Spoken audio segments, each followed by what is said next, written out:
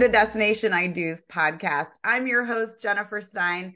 And if you're not clear on the difference between on-site coordinators or wedding planners at your venue versus a wedding planner you hire outside of the venue versus an event or wedding designer, you're not alone. You are not alone. I didn't know the difference when I got engaged, so it's okay. We're going to clear some things up today, and I have expert help with me. She is a longtime friend and destination wedding guru, JoAnn Gregoli. Welcome to the podcast, JoAnn. I'm so happy to have you here. Thank you for having me. I'm so excited to talk about all things destination, which, is my forte. Yes, it is, definitely. So I do want to just kind of give your background. So JoAnn owns and operates Elegant Occasions by JoAnn Gregoli. Her planning firm designs and creates events that reflect her couple's personalities, and she has planned weddings around the world. This woman has jet set. I don't know. I can't even keep up with you anymore. I'm like, where are you today? Are you in Amsterdam? She was gallivanting through fields of tulips recently, weren't you? Yes, I was. I was there for King's Day in Amsterdam. It was a party to end all parties. That's wonderful. So JoAnn, you are a master wedding planner, and I know that's not taken lightly. You've been doing destination weddings forever, and you were one of the first people who were like, this isn't just a trend. This is something in the wedding industry that's here to stay. Thank you for that, because we saw that exact same thing 19 years ago when we started this media company. And I want to hear more about Elegant Occasions, how long you've been in business. If you can tell us a little bit about that first. Sure. Well, I started my business, God, if I say this, I feel like I'm old, 30 years ago. So I've been doing this for about 30 years. And I was one of those people where I came out of the travel background. I was a corporate planner and my mother was a travel agent. So my natural progression was travel. Okay. But I didn't want to do that. I didn't want to travel. Because ironically, I had a fear of flying. A terrible Really? Seriously? Seriously. I'm assuming you're over it now. Did you I'm over it now. Okay. But I really had to be either drunk or drugged to get me on an aircraft. This is the God's honest truth. I'd be taking little shots of bottles of the liquor and downing the shots to get me on the plane because I was so petrified. And so I was like, I can't believe I'm doing destination weddings when I don't like to fly. Yeah. And it came from a fear of being a mom. So I think what happened was I had children. I became fearful that something would happen. And it resonated to I can't get on a damn airplane. And then it was worse after 9/11 because then, sure. It was worse. Yeah. It was much worse. So I had to be even more heavily drugged or more heavily drunk to get me on an aircraft to head to these weddings. Mm-hmm. So I started doing these weddings because I came from the travel world and I knew that my forte was able to produce something, first of all, Italy, because that was my home turf. And then it just kind of built from there. And then it became like, oh, I can do Italy, I can do the Caribbean because I've traveled there. And I would never plan something in a destination I'd never been to. So I was very much adamant about, if I'm going to plan this for people, I better be very, very well versed in that area so I can definitely help these people. So that's how it all began. And then it just, segued to where I am today. So. Oh, I love it. Well, and it's just, when you think about the fact that you overcame your fear, and I understand that becoming a mother, all of a sudden you're very aware of your safety because you're like, well, if something happens to me, what do I do to them? Right. Yeah, I totally understand that. And actually, I don't think you're alone in that fear of flying. I've had other friends say the same thing. They were fine until they weren't. And then they were like, oh my gosh. Yeah. Makes total sense. So let's talk about the difference between all of these different, I think what makes it confusing is a lot of these roles are different, but the title is the same. So, I have a wedding planner at my venue, right? Correct. And so they think I have a wedding planner, but that's not necessarily the same thing as hiring an independent wedding planner. So being that you've been doing this for so long, 30 years is you are a veteran, you are the OG destination master planner. So what are the changes you've seen through the years, the evolution of an on-site planner? What does that look like? What did that look like 30 years ago? And what does that look like today? Has it changed? Well, it's kind of the same role. An on-site planner is somebody that is employed by the venue to oversee the wedding that is happening at their venue. Now, they may be hosting multiple weddings, so they're kind of split up. And they're really more in charge of the food and beverage, where the wedding's going to take place, not really caring for the bride as a whole, meaning we go take care of the bride, we're taking care of the guests. They're not doing that. They're strictly involved in the day-to-day operations of the event as it unfolds. Okay. So they're the ones that are like, where the table's going to set up, where is the food and beverage going to come from? What is that? So they're kind of working as in the house behind the scenes of that venue, running show. Well, they say they're running show kind of on their own, but technically things get lost in translation, right? So you go to the Caribbean, you're on a Caribbean time. If anybody knows what that is, they're an hour or two behind what our schedule is. Right. And, you're like, did you set the tables up? And they're looking at you like, well, no. I'm like, well, so it's very interesting because we come from a very US perspective where things need to be very much in line of our schedule. We're trying to keep people away from seeing each other, bride and groom not running into each other, etc. And when someone says to you, I have an on-site planner, I'm like, okay, great. But I've had incidents where on-site planners, they're only as good as the venue, I guess, in essence. But I had someone say to me, we don't need you there. We have the on-site planner, but you planned everything we're going to do. I'm now here back in the US. I get a frantic phone call that the bride just ran into the groom. They saw each other for the first time. It wasn't supposed to be. No one was monitoring his movement. No one was monitoring her movement because the planner just doesn't do that. That's not her job. Right. So I'm like, well, I am now 3,000 miles away. There's nothing I could do. But us as a planner, we always have a grip on where's our bride, where's our groom, how is it going to see, how is it going to unfold? But even more so, we're really troubleshooting. Mm-hmm. When I tell you troubleshooting, to this day, we're still troubleshooting. Yeah. They just do what they do. They know what they know, and they don't think outside the box. On-site planners, truly, because they're being employed by the company. They do what they know best. There's no deviating. None. We go into it, and we're like, wait a second. Like I was just in Mexico, great example. And we had a long table set up on this particular area. I go there, did you measure it? She goes, no. I said, well, I need a measurement to know whether it's going to fit. Night of rehearsal night, it's not going to fit. Oh, no. So I'm sitting there, I'm like, well, what's your B plan? She goes, I don't have a B plan. And I'm sitting there just shaking my head and I'm now, I have a B plan. We're going to do this, move it over here, this, that. I need more lighting. I need this. And she's looking at me like, what are you talking about? I'm like, listen, my job is to make this happen and fix the problem.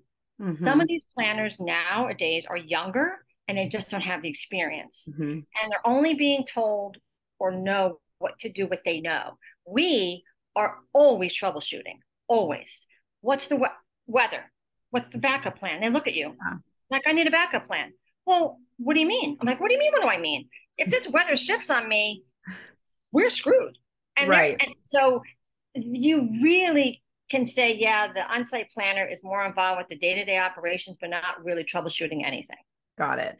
So a planner who has experience will troubleshoot everything. Right. So then with an on-site coordinator or planner, mm-hmm. they are typically, if I understand it, what they're looking at booking your date. They are looking at which exact venue at the resort or whatever, like if it's a rooftop terrace or if you're doing it on the lawn or, that kind of thing. They're going to look at that. They're going to book those particular places. They're going to have the food and beverage minimums of what because as far as I understand it, like there could be a different food and beverage minimum for each the area. Rooftop terrace versus a smaller place on the property that maybe is not quite as popular or whatever. So they're going to handle those things. They're going to handle the contract. Mm-hmm. They're going to handle probably, I would assume, depending on the resort, like if there are like the DJ is going to get set up. They're going to have an idea of what the floor plan is, probably because you gave it to them, right? Correct. Okay. That's exactly, correct. So we give them the floor plan because we're like, okay, where's the DJ going to go? Where's the lighting? And the lighting, they don't take into perspective what lighting looks like, or like, oh, well, we will just shine lights at you. I'm like, no. We don't want lights shining at us. We want to watch. We want to uplight trees. So they don't have an aesthetic design concept in their head because that's not what they're trained to do. They're trained to just facilitate and make the event come off, period. Right. Like when the bride is getting ready, they're not with her. They may stop in, say hi, and then they leave. You're setting up the event. They're not there. They're someplace else showing, like last week, they're showing the property while I'm setting up the event. and they're Right. coming and going. And I'm like, okay, we had issue upon issue happening at this event. And now I'm 30 years in and I still had to deal with shit. 30 years in. It got to a point, and this is the God's honest truth. I had 10 people down with food poisoning where I had to make a decision to call the doctor to get these people taken care of. Wow. I'm What like, did you I do? need, Did you, because you were in Mexico, you said? yeah, I'm not going to say where I was. I won't say Okay. Yeah. that. No. We don't want to But be I was in Mexico, and shaming anyone. when you drink the water, you have to be careful. You have to be Well, careful. and I do want to say, kind of sidebar about that. A lot of people assume that you can't drink the water in Mexico because it's not clean. That's not true. It has to do entirely with the bacteria that's in their water. Correct. We have bacteria in Correct. our water. So if you come to the United States and you're from Mexico, you're going to get sick drinking our water. It's different. It's a different filtration system. Yep. And that's exactly it. So 10 people were sick. And when the minute I saw how sick they were, I'm like, I need a doctor. I need them now. And so I'm here making decisions of like getting doctors in the house, then altering the plan and then getting more lighting in and just shifting. And I do this for a living. Yeah. And I'm like, this is insane. I felt like I was working for 200 people and it was a small 50. How big was the wedding? Only 50 people. Wow. And I felt like we were running circles. Like, I mean, It was perfect. They were happy. They were thrilled.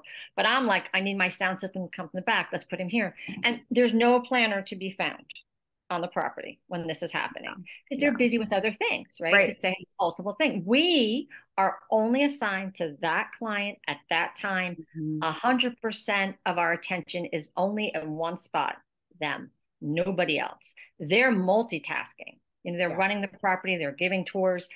We are just 100% on it with this couple whenever we go on a destination, and it's all us all the time.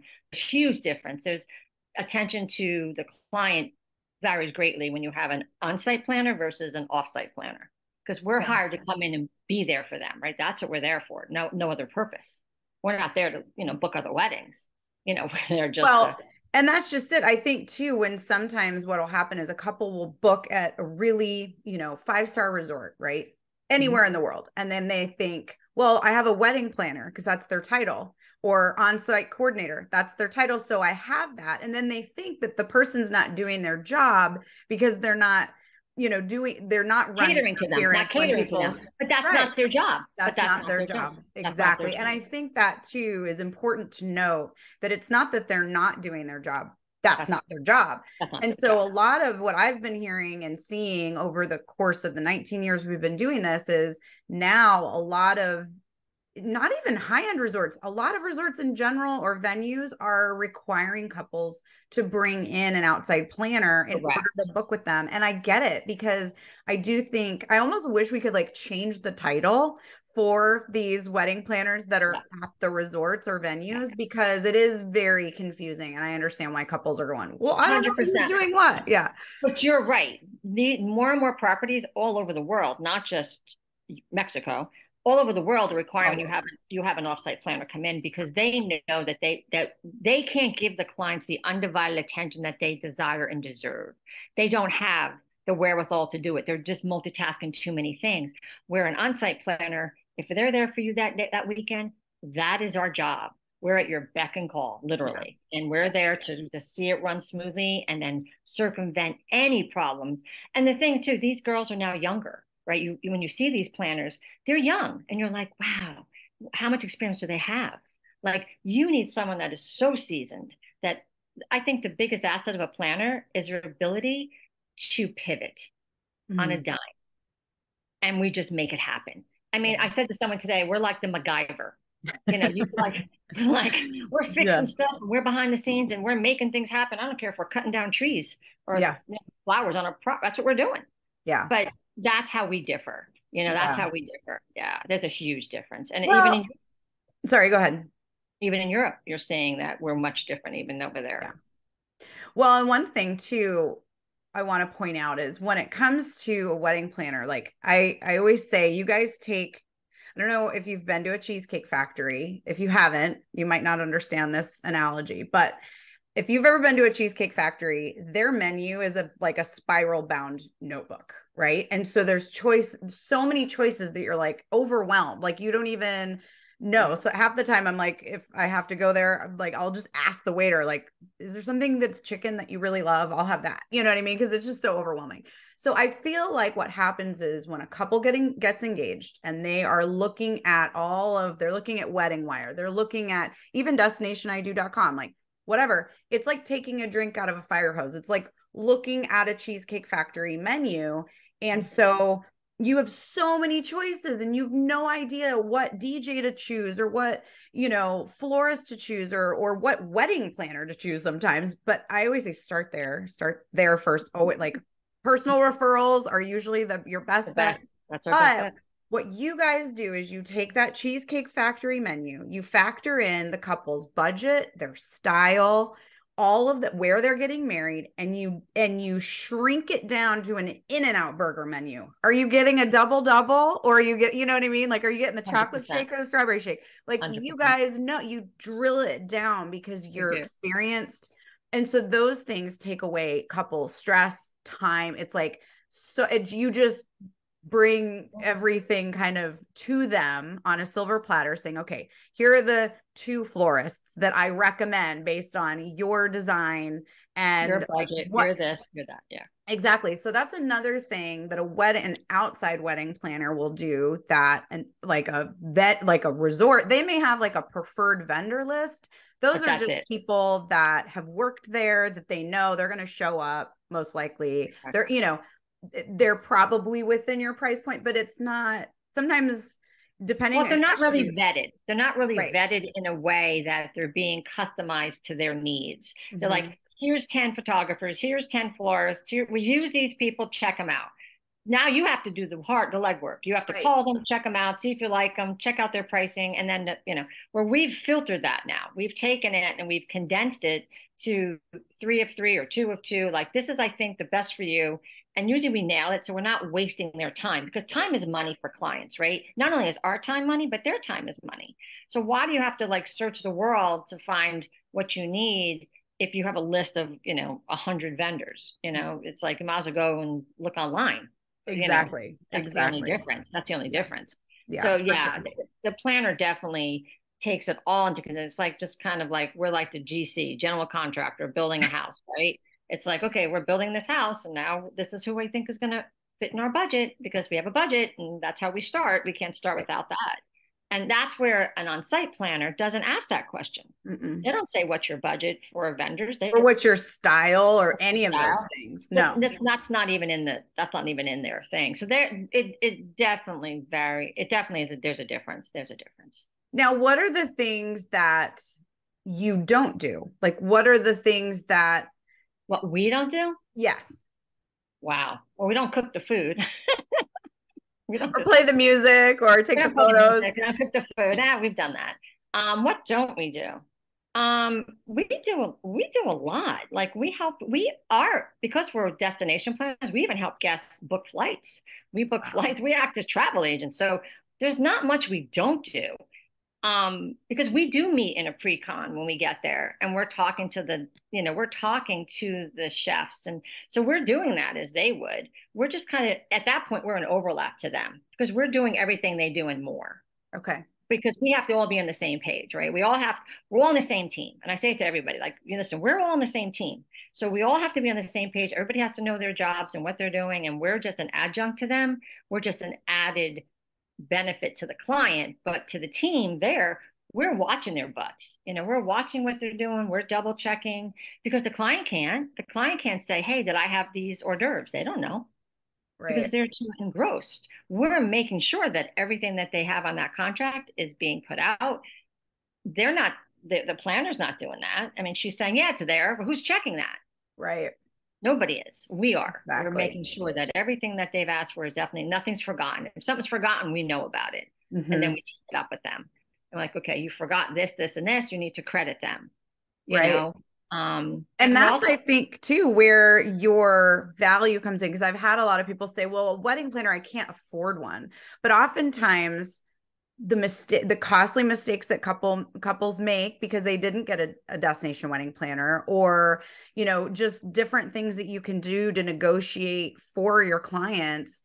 sometimes pays for your services in and of themselves. Not to 100%. mention, how much is your stress worth, right? Like, I just think about, I purposefully, in research for destination, when I did my destination wedding, I didn't get a wedding planner because I wanted to know how painful it was. And let me tell you, I wish I'd gotten a wedding planner. I was like, this is like some of the things that we went through, down to like our favors, what was ordered. And, we lucked out in a lot of ways because being in the wedding industry, I did have some connections. So I knew like the photographer was amazing.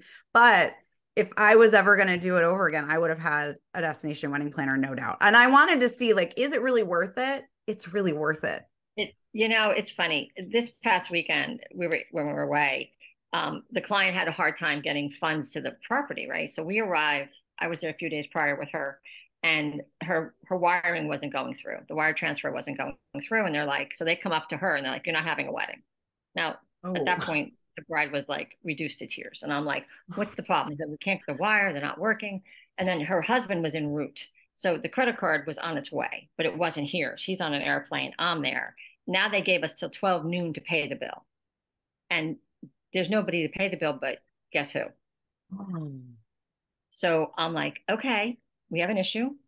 We have to fix this. And I said to her, you can wire me the funds because it'll go to a US to US bank. It'll be quicker. Faster, yeah. Uh-huh. And so now I don't know what planner would do that. That's that. above and beyond, JoAnn. I don't know what the bill was, but I can't imagine it was the first time in history that I had to do that. Yeah. But my job was to make sure she wasn't in tears. And I knew that they were coming with a credit card. I knew that she had the money. There was a thing lost with the transaction wasn't getting through. So I knew that everything was okay. And plus it was a really good referral. And one of my brides was there attending. So I knew that it wasn't something that I was going to get screwed on. So I was like, okay, I'm going to help you through this because I don't need to see you in tears. And I was mad at the property I said, he's going to be here like in an hour.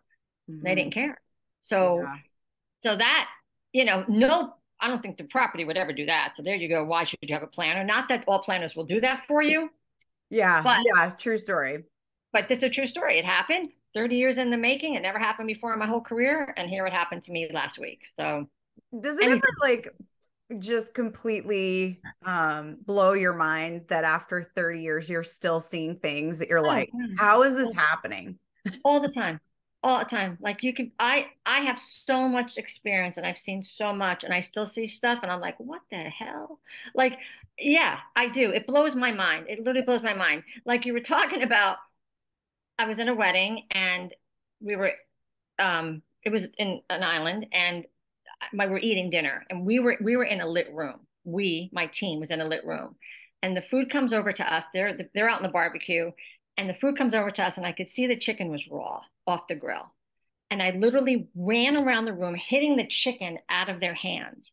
And I took a picture of each dinner because I knew now I wait because I knew what they just consumed. It was raw.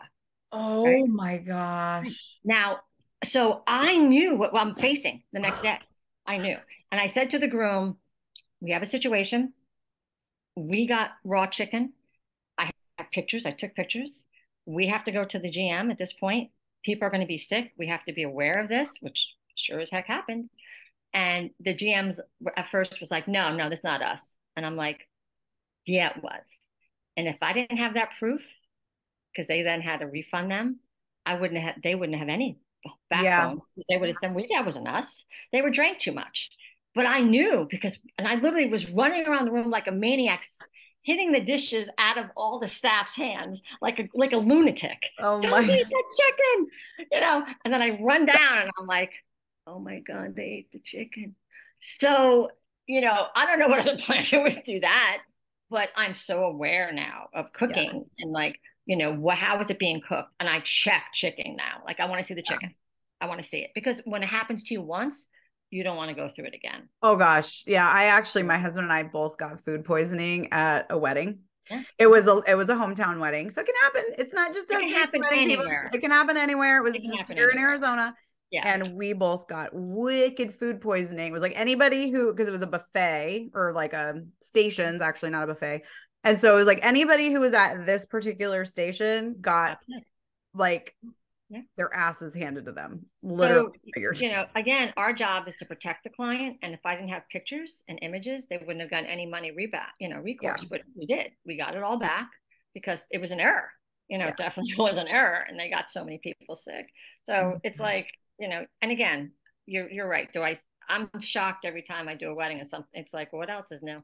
You just want to deal with it. Oh my God. Well, and I feel like probably these are the exception to the rule stories. I'm assuming like most of the weddings that you 90% of the time they're fantastic. Right. And so they are. But I think what couples need to be aware of too is, you think it won't happen to you, right? Just like, anything in life, you're like, oh, it happens to other people, not to me. That's exactly why you hire a wedding planner, because just in case it does happen to you, you have someone who's got your back, who's taking photos of raw chicken to prove that the reason these people got violently sick was because it was undercooked. Like, yeah. And the planner really is kind of, I guess someone said to me, you're like my insurance policy, because we're kind of there just to ensure that everything is going okay. And even if stuff happens, you don't know about it. The best planner is you never let them see you sweat. I say that all the time. Unless you're throwing raw chicken. Unless you're throwing I wasn't even like, well. But it's to remain calm under any and all sorts. I've said to people, if it's not life or death, we're okay. Right. If it's not life or death, we will survive this. And that's how I kind of now go through everything in life. Like, hey, we've gone through COVID, people. We've gone through a lot. And you've been through 9/11. I mean, one of the things that, like knowing your bio, I mean, you helped schedule, reallocate all sorts hundreds of weddings. When 9/11 hit and I saw those towers go down, I'm like, oh my God, we just lost windows of the world. And I'm like, there's got to be people that don't have venues. And I reached out to all the entire wedding industry publications, and we rebooked every wedding that was scheduled. We took all their contracts, and the entire city stepped up to the plate and gave people. I was invited to weddings for years, and it was great because we knew, not only the loss of life, but the loss of what people had planned and futures. So, yeah. So you just kind of do what you have to do. But that's what I mean. If it's not life or death, you'll survive it. And you have to really, with a destination, you really have to go with the flow. You can't stress. Don't stress the small stuff. It's just not worth it anyway in life. Right. It's just not. And I try to teach every bride that, like, don't worry. It'll be fine. Now, do you feel like some of the couples that do destination weddings, that they are just kind of naturally hands off because they are familiar with travel and they want to do a destination wedding? Or do you feel like that maybe was couples 10, 15 years ago, but now it's kind of anybody's guess as to how the couple is going to be, if they're going to be a stress case or kind of like let you just handle it and do your job? It's a crapshoot. It's a crapshoot. We get people that are really relaxed and people that aren't. The people that trust their planner the most are the most relaxed. The people that don't trust any vendor, they're the most stressed. And then I would say to people, it's like Murphy's Law. If you're so overly concerned or stressed, something's going to happen. Right. It's almost like you're willing it to happen. Yeah. Correct. No, true. And now you're like, oh no, this is not going to go well. But we always pull it off. But I think the people that just kind of go ride or die, they're fine. Like they just ride with the flow. They go and for a destination wedding, you really should be that way. You should just go with the flow and because no matter what, the end result is you're marrying the one you love. That's the bottom line. Nothing else really matters. Yeah. Don't lose sight of what's happening here. That's what I try to. Don't lose sight. It's that's this. This is just a party. It's all it is. Yeah, I say that all the time. Like, you're marrying the person that you love the most in this world.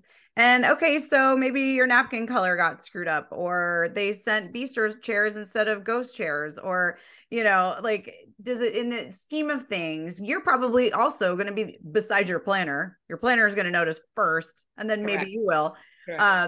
And hopefully you have a good planner that's going to communicate with you and everything else. But yeah, I mean, it really is this, don't sweat the small stuff. In the end, it truly is the best advice for any couple. If they're doing a destination wedding or a hometown wedding, it doesn't matter, because something's going to go wrong. I mean, that's something will go wrong. No matter how much you do to prepare for it, no matter how great your planner is, like it's something will. And so just rolling with that is super, super huge. And just being, I think too, like one of the things I've noticed is the best weddings I've ever been to had nothing to do with how beautiful the floral arrangements were, had nothing to do with the food and beverage. Sometimes it did, but it was usually the couple and if they were like laid back and just there, their energy, fun with their their energy. guests. Those are the best weddings to be at, and usually those were the ones that they didn't spend a ton of money, and I had the best time, and they had the best time, and that's what it just.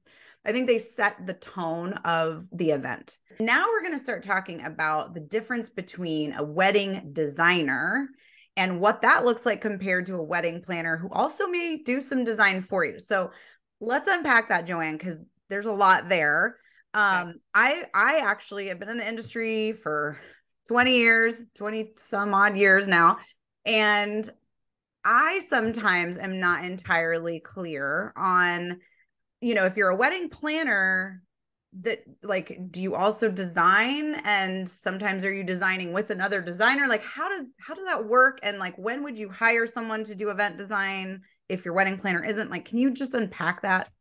Okay. So some wedding planners are also wedding designers, meaning we will go in with the client, we will create a mood board, we'll create the look of the wedding, but then you have to always hire someone to actually fulfill that other need to actually complete that job, right? Okay. So a wedding designer may not necessarily be a wedding florist, right? You have a bunch of things going on here, but there are wedding planners that are not designers, as well. So they just take a role of planning, timelines, scheduling. That's it.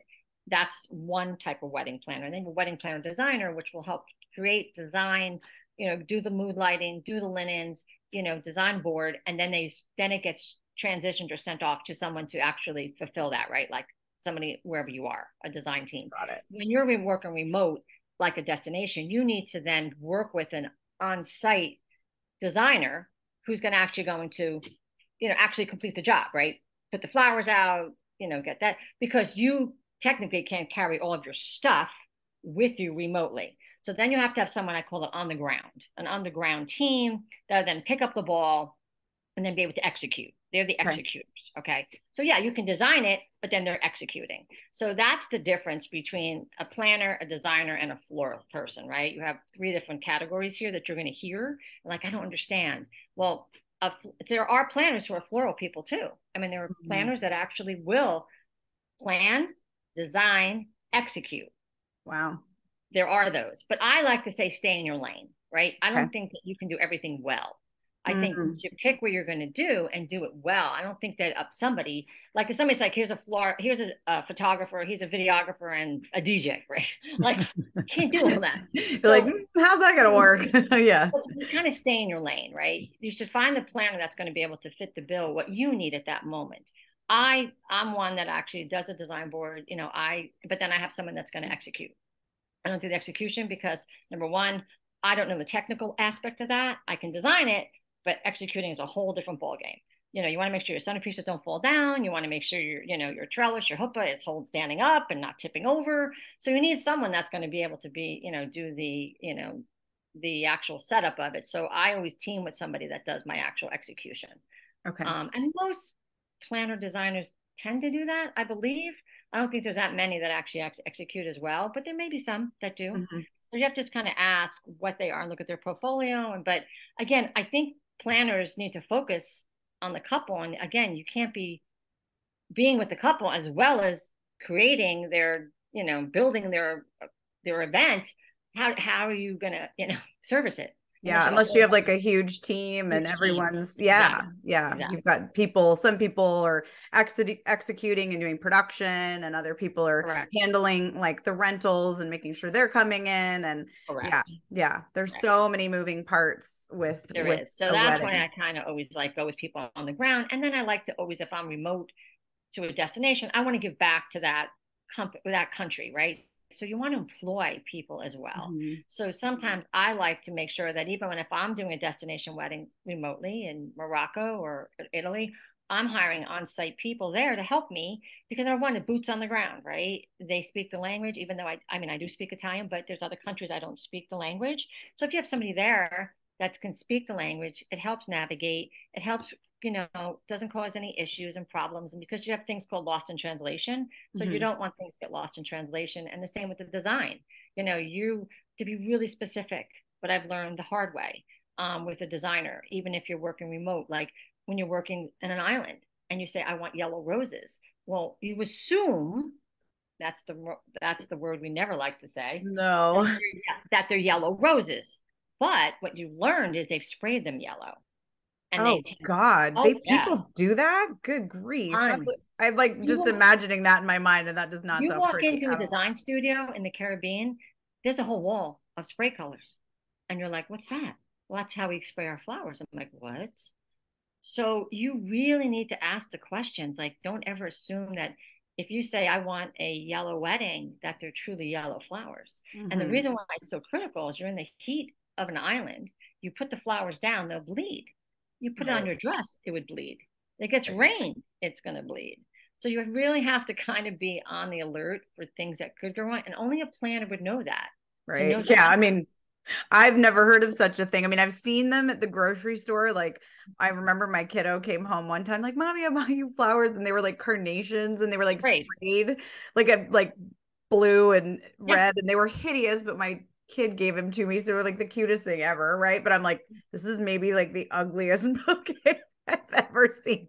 But because you gave it to me, I love them, but yeah, that was the first time I'd ever seen it. I didn't realize that was like a thing. It's done more than you know. And the only way to know that is to ask the question, are you spraying your flowers?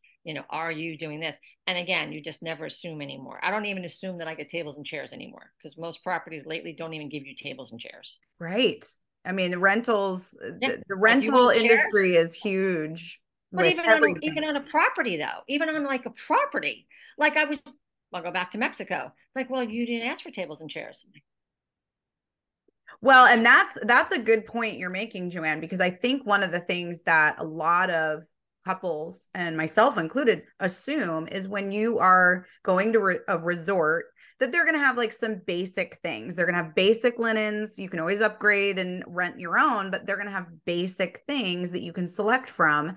And, chairs are one of them. Tables is another. Sometimes linen. I would never use like the basic linen from a resort because usually it's just like it's either like a white, like there's nothing about, nothing like special about it. Cotton, which is terrible. But now you have to ask questions. You have to say, well, what's included in my rental fee of that site? What's included? And you have to be specific and say, are tables and chairs? I got to a point where I had to say to them, do I get glassware? Do I get silverware? What do we get exactly? Yeah, exactly. Like, what do we get exactly? I was getting nervous. I was getting nervous because and I've done this for 30 years. Has this changed? Is this new? I was going to say something has shifted. And what has shifted is these properties, even in Manhattan, they're now charging a site fee, which was never before. Not in New York. You go to the Rainbow Room, you get, this is our price per head. Now this is our price per head and now a 30,000 site fee. Wow. You're like, what? I know like in Napa, they've always had site fees and there's so many permits and all of that. Not in New York. Wow. So now it's now transitioned to all these venues, right? All over the world, everywhere. So it seems to be, I think what's happening is they need to make up their loss of revenue during COVID. They have to find a way to make up that loss of revenue. So now they're charging these exorbitant site fees, which are negotiable, but there's a site fee. But now we have to ask the question, well, what does that include? I need to know what it includes because I never now assume that I get tables and chairs. I was like, well, what are my tables? What are my chairs? What do they look like? I need to know. What a world. And again, it's a new world for us. Yeah. COVID has definitely shifted a whole lot of things for us. Everything has really taken a turn for you just can't assume anything. And you have to be really specific and detail oriented even with your flowers. The pricing for flowers have gone through the roof. And you just have to be aware of it. Do you have like a favorite? Do you have a place that you're like, this is the easiest, my favorite place to design and execute a wedding for my couples? Like, where would that be? It is ironic, and I keep throwing Mexico under the bus, but Mexico I is love probably, Mexico. but I Mexico know. is probably the easiest Yeah. because they have the best, I think, suppliers, the Hmm. best rentals, best suppliers, best design teams. There's so many rentals. I think it's so easy. Like you go to Mexico, you could find anything in Mexico, Anything. anything. Yeah. Fabulous. You just have to be aware of just some of the things that are happening internally that you like tables and chairs are not included while you rent them. So as long as you know that there's going to be extra costs coming in, but Mexico is probably the easiest and easiest accessibility for the US to get to. Followed by Europe is right behind it. Europe is super simple.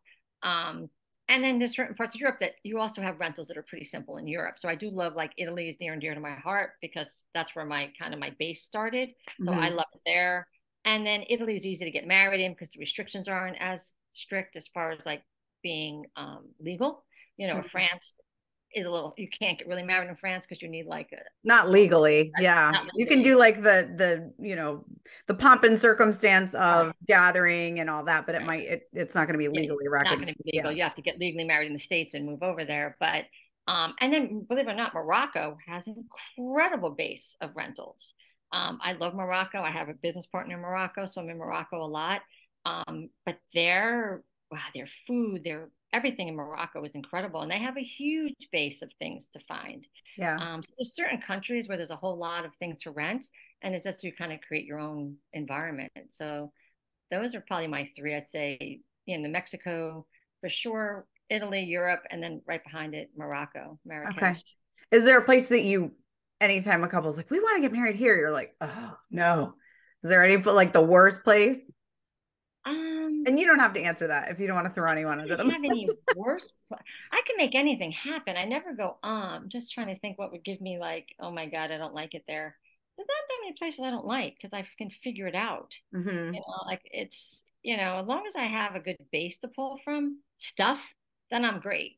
The smaller the island, the harder it is. Like if it's a Hmm. really small, I have one coming up right now, and it's like, oh my God, it's a really teeny tiny island, and we have to fly everything in, like Yeah. everything. Flowers have to come from it, and they don't have anything. So I Right. called the island today, and I'm like, do you have like a just like a hardware store, kind of? I'm like, good. And then I'm Uh, saying, yeah, I need a hardware store because we have to build things because we can't get it over there. yeah. So, then I had yeah. So that's one island. If they're small, that's where it gets a little more difficult because you don't have a lot of, you can't just run to a store to get things if you don't have it. Right. Right. So we come prepared, meaning if we're going to a small remote place, then we're just packing the shit out of like silk flowers just in case something doesn't make it. Right. And you know what I mean? We're just like packing the hell out of it. And we're doing that next week. We have more silks than I know what to do with that we're Wow. bringing just in case. Well, and silk flowers now are not silk flowers like They're 10 years ago. incredible. They're Yeah, they're amazing. Like incredible. you were at the the event at the Conrad last year. Yes, yes, I yes. couldn't get over some of I mean, they had like bougainvillea that's sitting out there in the sun. They did like a whole Indian wedding. It was amazing. And it was like a mock wedding that Yeah. a lot of planners and media got to go to. And it was crazy because I walked out of my hotel room and I look at this gorgeous mandap that is like the bright like fuchsia colored bougainvillea. And I live in Arizona, so we have bougainvillea everywhere here. And I'm like, that's set up at like 9 a.m. That is gonna wilt. What were It they was silk. thinking? And it was silk. I couldn't believe it. I literally couldn't believe it. Well, anytime we do a structure overhead, we always put Mm-hmm. silks, always, because you can't, you can't oasis things that are kind of overhead. So anytime we do an overhead structure, we always do silks. If you can't touch it, why not, right? Yeah. But silks, when we travel, this is a secret, when we travel remote, 90% of the time we're bringing a whole shit ton of silks just in case something happens. Wow. I had Something no happens, idea. we have a backup plan. And Juicy. it's my little back because you just don't know. Yeah. You're on the unknown of an airline, of this, of that. So when you have that much unknown, we go into this, and I was saying this to my team today. We were on a phone call. It's like I said, the MacGyver. We're the friggin' MacGyver. Like we're just trying to figure it out and You're calm your calling to heads see up. if they have a hardware store. I mean, if you haven't proved the reason a couple should get a wedding planner, I don't know. I mean, you're like the perfect marketing for hiring someone. Because you think about it, you're right. If there's not vendors in the area, you're having to fly things in, which is going to increase your cost, which is also going to increase your environmental impact on the world. I mean, there's so many things to think about when it comes to, I mean, certain destinations have it figured out when it comes to weddings. Mexico, Italy, anywhere in the US really. But even then, there are certain destinations that I get to and I'm going, this is pretty rustic. Like there's not amenities for miles. Like it may be beautiful and it may be interesting, but you're going to have to spend a lot of time, a lot of gas, a lot of money getting the entire thing here. Right. Yeah. So question for you, is there one particular vendor type or category that you absolutely always fly in? Like, is it the photographer? Yes. Who is it? 100% photographer. 1,000%. Only because I've had and if they don't fly in the photographer, I have them sign a release that I have no control and I'm not taking responsibility, because I've had too many stories where the photographer did not deliver the product and now you have nothing. And you have no legal recourse when you leave the country, unless you want to sue them internationally. So 100% my photography team, 1,000%. Hair and makeup, we can get locally. I mean, I fly in a lot of entertainment, but most of the time you can find great entertainment where you are. Designers you can get, but sometimes I'll bring a designer with me just to oversee the design team if I feel as if there's a lack going on a little bit. But yeah, photography, 100%. That's that makes total element. Sense. Yeah, because without, well, it's actually dual purpose. For us, we would have no pictures that were decent, and for them, and they wouldn't have a coverage that they need, because you definitely have a different level of photographers, say in the Caribbean, versus say, Europe. Europe though, you can get some. There's a lot of great photographers in Europe. Yeah, there are, but you still, if something went wrong, what do? You still have to know legally recourse, because you're not going to sue someone internationally. Right. But photographer is the one that I fly with all the time. Yeah. 90% of the time. Yeah. Okay. Last question. What's the biggest mistake that you see destination wedding couples make? The biggest mistake, I think the biggest mistake is they overestimate on their contracts how many people are going to attend. And then they overestimate? Overestimate. And they have huge attrition. Like, so they say, we think that 100 people are going to come, and say 50 come. You now are on the hook in your contract for 50%. And huge attrition. So they over contract the venue. So it's always better to under contract and then add up. Okay. Take away, because you can't take away from a contract ever. Once you sign that contract, you're on the hook. Yeah. So I think people overestimate the number of guests that are going to attend, and then it costs them money in the end. So your advice would be underestimate, and if you need to add more later, you can, but always have like that's really good advice. Yeah, because they'll get hit, and never ever check your gown, your suit. Never. Rule number 1: always carry it on. Even the mothers of the bride, fathers, carry it on, because how many times suitcases are friggin' lost, and all of it you can't find it. Right. Never ever check your wedding attire for anybody in the wedding party. That's my second rule. Oh, it's like, and I'm always astonished the number of people that do it, and they're like, well, I didn't know. It's like, have you ever had your baggage lost? And especially if you're connecting, I think that's the big thing too right now, is that the connection, so many times you miss your connection and your luggage went and you didn't. And now you're trying to track it down. Yeah. And like, even when we do photo shoots, I'm the person who is carrying, like, we'll spread it out. Like, okay, you have the menswear, and I learned, I think it was 2 years ago, I had 5 men's suits, 2 tuxes and 3 suits, 2 pairs of shoes. And I YouTubed how to not only like roll the suits so that they would wrinkle the least. I got 5 men's suits and 2 pairs of men's shoes and a carry-on. I was like, my husband's like, you should pack for NASA. I'm like, seriously. That's amazing. Because I'm going, we can't do the photo shoot without the fashion. Without the fashion. Do it. Or air tag everything. Make sure there's air tags and everything. Yeah. I learned that the hard way. I went to Morocco. I lost my suitcases for a whole week, and I was livid.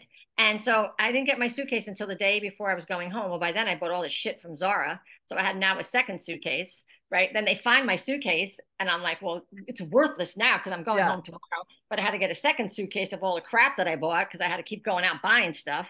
It was insane. That was insane. Even me lost. And I never. Yes. And you're like a professional. This is what you've been doing for 30 years, 3 decades. And still, it still happens. I know. And the world of travel too right now is extra. It's like extra crazy. We're always, telling people, make sure, especially if you go through like a place like Miami, you got to make sure you have like a 2-hour connection. Because if you have anything less than that, and you have to go all the way through TSA all over again. Granted, it's a different one, but I can't tell you the number of flights I've missed through MIA. And I think it's hilarious and ironic that that's their call letters, because that's what it feels like. You're MIA. I'm like, Miami Airport, the worst. Anyway, the worst. Well, okay. Is there anything else you want to share? Any like news that you have or things that you're like burning to tell our listeners? I think that just really relax and enjoy the process, enjoy it. That's just take it all in, and don't let things stress you out, really. I said it before, don't stress the small stuff, and I mean it. You'll be a much happier person in the long run if you just don't sweat it and you just enjoy every bit of it. And make sure the planner you hire knows the area. Don't hire a planner that's never been to a place. That's bad. Because and don't go to a venue unless they've been to it, because what you see on the internet is not always what you get at all. Like say, oh, you're on the beach. Well, the beach may be a mile away. Like, well, there's the beach, but you see it down there. So be very aware of where you're going. Yeah. That's such wonderful advice. And if she hasn't convinced you, hire a wedding planner. Hire JoAnn. She's wonderful. Anyway, well, thank you so much for spending this time with us. I know I've learned things, and I know our listeners have, and I just really appreciate you. Thank you so much. It was a joy. Actually, a pleasure. Good. So if you want to follow JoAnn on any of the social platforms, she's JoAnn.Elegant Occasions, and her website is Elegant Occasions by JoAnn Gregoli. All of this will be in your show notes. So feel free to just look below if you need that information, and you can follow us at Destination I Do on all the social platforms and DestinationIdo.com on the web. Thanks so much. We'll see you guys next time.